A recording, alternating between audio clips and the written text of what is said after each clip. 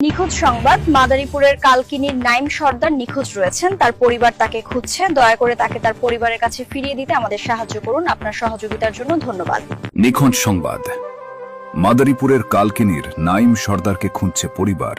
মাদারীপুর জেলার কালকিনি উপজেলার সাহেবরামপুরের নতুন আন্ডারচর এলাকা থেকে নাইম সর্দার নামের ২০ বছর বয়সী এক যুবক নিখোঁজ হয়েছেন। গত ২০ মে ২০২৬ বিকেল থেকে তার কোনো সন্ধান পাচ্ছে না পরিবার। পারিবারিক সূত্রে জানা গেছে, নিখোঁজ নাইম সর্দার একজন মানসিক ভারসাম্যহীন রোগী। গত ২০ মে বিকেলে নিজ বাড়ি থেকে বের হওয়ার পর তিনি আর ফিরে আসেননি। সম্ভাব্য সকল জায়গায় খোঁজাখুঁজি করেও এখন পর্যন্ত তার কোনো হদিস মেলেনি।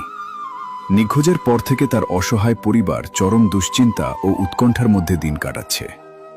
নাম নাইম সর্দার, বয়স ২০ বছর, পিতা এনামুন সর্দার, মানসিক অবস্থা তিনি একজন মানসিক রোগী।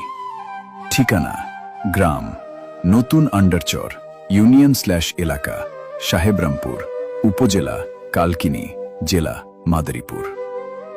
সহৃদয়বান ব্যক্তিদের প্রতি আকুল আবেদন।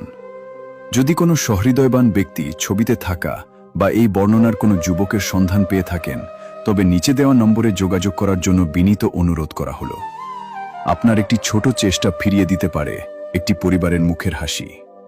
যোগাযোগের নম্বরসমূহ: 01732953075601। বিশেষ অনুরোধ, পোস্টটি শেয়ার করে নাইমকে তার পরিবারের কাছে ফিরিয়ে দিতে সাহায্য করুন।